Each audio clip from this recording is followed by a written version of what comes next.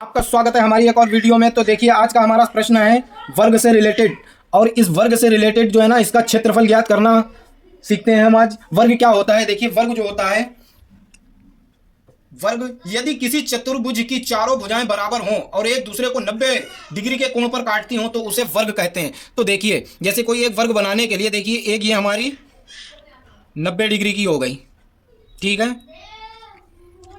और एक ये हमारी 90 डिग्री की हो गई, जिसकी मान लीजिए इसकी भुजा भी 10 सेंटीमीटर है तो ये भी 10 सेंटीमीटर होगी, ये भी 10 सेंटीमीटर होगी, ये भी 10 सेंटीमीटर होगी। तो जिसकी चारों भुजाएं बराबर होंगी उसको ही वर्ग कहते हैं।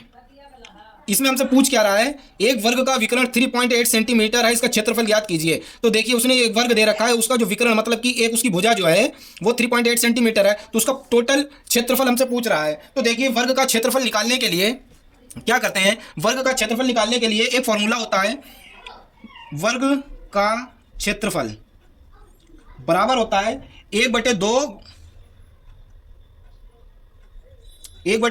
गुणा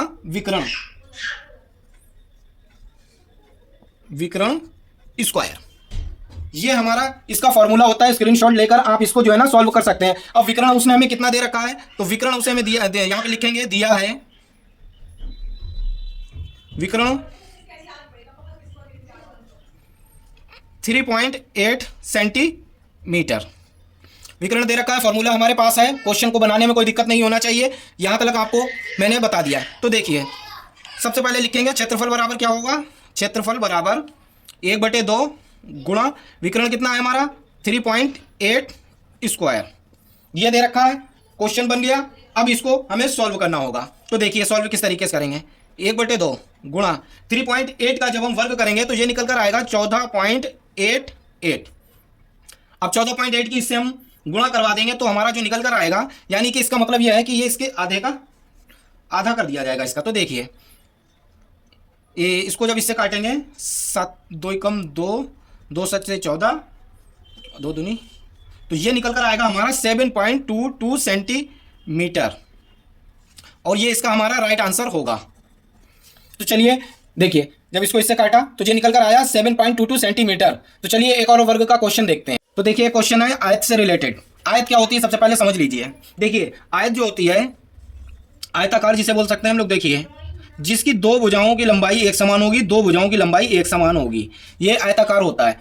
इसकी ये दो भुजाएं हैं आमने सामने की, ये एक समान होगी, ये दो भुजाएं एक समान होगी। कहने का तात्पर्य ये है कि अगर ये 12 सेंटीमीटर है तो ये 12 सेंटीमीटर होगी, ये 4 सेंटीमीटर है तो ये 4 सेंटीमीटर होगी। इस क्वेश्चन में हम 3 स्टेप में काम करेंगे। सबसे पहला स्टेप में क्षेत्रफल निकालेंगे, सेकेंड स्टेप में विकर्ण निकालेंगे, थर्ड स्टेप में परिमाप निकालेंगे। बहुत ही इंटरेस्टिंग क्वेश्चन होने वाला है। और देखिए एग्जाम में ये समझ लीजिए कि इसी से रिलेटेड क्वेश्चन आते हैं। तो देखिए सबसे पहले हमने आयत को समझ लिया। अब इसका क्षेत्रफल निकालने के लिए क्या होता है, क्षेत्रफल का सिंपल फॉर्मूला होता है लंबाई गुणा चौड़ाई।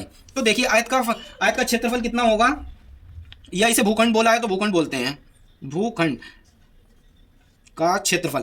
देखिए एग्जाम में इसी तरीके के शब्दों का प्रयोग किया जाता है, भूखंड ये वो, तो कंफ्यूज नहीं होना है, केवल एक दिमाग लगा के काम करना है। तो लंबाई कितनी दे रखी है 12 गुणे चौड़ाई 5 मीटर। तो देखिए ये आ गया 12 पंजे 60 मीटर स्क्वायर। इस चीज का जरूर ध्यान रखिए कि काहे में निकल कर आएगा, तो जो निकल कर आएगा वो हमारा मीटर स्क्वायर में निकल कर आएगा। ये हो गया पहला स्टेप, ठीक है। सेकंड स्टेप मैंने बताया था आपको विकर्ण, तो सेकंड स्टेप भूखंड का विकर्ण, भूखंड का विकर्ण। विकर्ण बराबर जो होता है वो आपका होता है, फॉर्मूले को नोट कर लीजिए।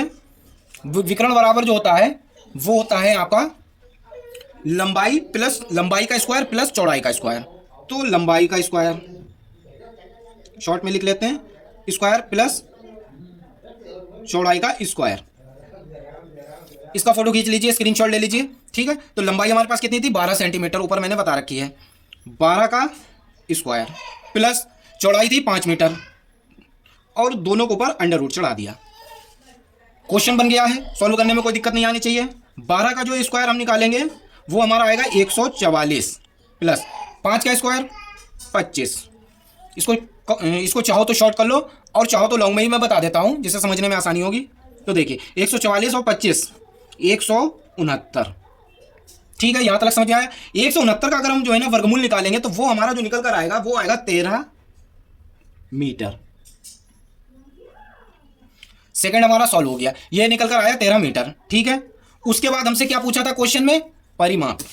ठीक है, ये हमने इसका विकर्ण निकाल लिया। अब हमें परिमाप निकालने के लिए देखिए क्या करना पड़ेगा। देखिए इसका थर्ड स्टेप परिमाप, तो भूखंड का परिमाप, परिमाप। ठीक है, अब परिमाप का भी एक फॉर्मूला होता है।